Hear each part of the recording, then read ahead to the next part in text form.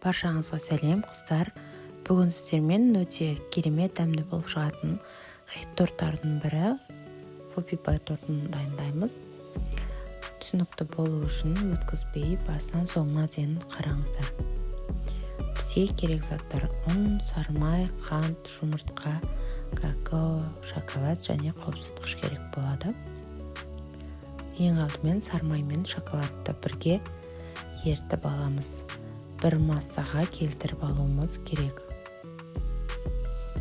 Водяной баняда немесе микроволновкада ертіп алсаңыздар болады.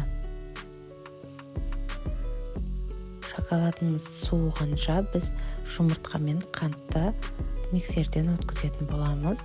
Бізге 4 жұмыртқа қажет. Егер жұмыртқаңыз кішілеу болса, онда 5 пайдаланасыз.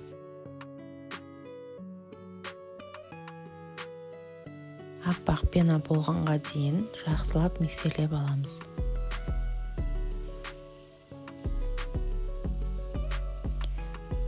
Міне біздің жұмыртқалы массамыз дайын болды. Енді еріп тұрған шоколадымызды үстіне құюымыз керек. Шоколадты массаны құйғаннан кейін бірден жақсылап миксерлеп алыңыз, өйткені шоколадыңыз түйіршік болып қалуы мүмкін. Содан соң ұнды, қобызытқышты және какаоны електен өткізіп аламыз. Барлығын бірден салып жіберсеңіздер болады.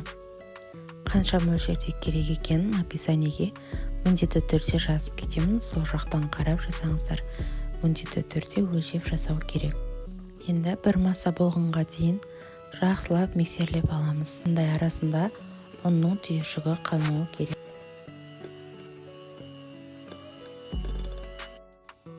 Бір келкі масса болғаннан кейін осы салмамызды 4 ыдысқа бөліп салып аламыз. Теңдей етіп бөлу керек. Сол кезде қождарыңыздың барлығы бірдей болып шығады. Енді әрбір ыдыстағы салмамызды осындай қалыпқа бірдей етіп жайып, тегістеп жайғастырамыз. Солай пісіріп алуымыз керек. 180 градуста 15 минут көлемінде пісті менің қождарым. Өздеріңіздің пештеріңізге қарай пісіріп аласыздар. 10-15 минут көлемінде пісуі керек.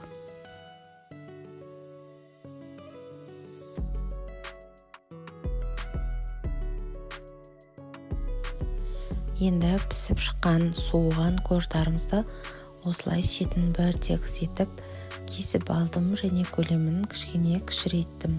Дәл сол пісірген қалыпта арасына крем жағып жасасаңыздар да болады. Міндетті түрде қождарыңыз суығаннан соң крем жағыңыздар. Енді біз крем дайындаймыз. Ол үшін бізге творожный сыр, қант ұнтағы және сливки керек болады. Жақсылап миксерлеп, қатты ағып кетпейтін крем дайындап алуымыз керек. Біздің креміміз 4 немесе 5 минут көлемінде тоқтаусыз миксерлеп алғаннан кейін дайын болады. Міне біздің креміміз дайын болды. Ағып кетпейтін қасықпен осылай көрген кезде қатты болып тұратын крем бізде пайда болуы керек. Енді бізде осындай насадка пайдаланамыз. Poppy Pie'дің шетіндегі шариктерін шығару үшін. Сосын осындай кондитерлік қапшық пайдаланамыз. Кремімізді кондитерлік қапшыққа салып, тортымызды жинауды бастаймыз. Ең астына осылай кішкене крем жағамыз. Қождарымыз жылжып кетпес үшін осылай жағып аламыз. Енді шариктарын шығаруды бастаймыз. Шариктар шығару өте қиын емес. Осылай видеода көрсетілгендей шетіне қарай осылай шарик шығарып, ортасына қарай аяқтаймыз.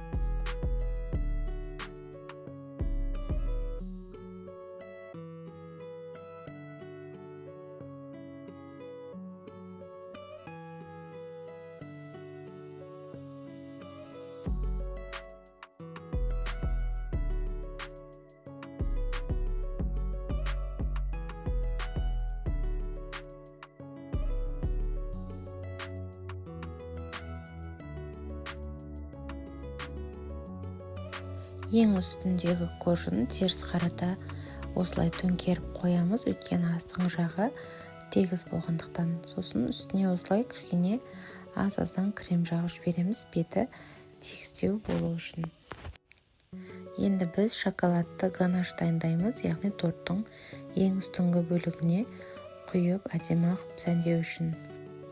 Шоколадпен сливки немесе шоколадпен жай сары майды араластырып ертіп алсаңыздар да жарай береді.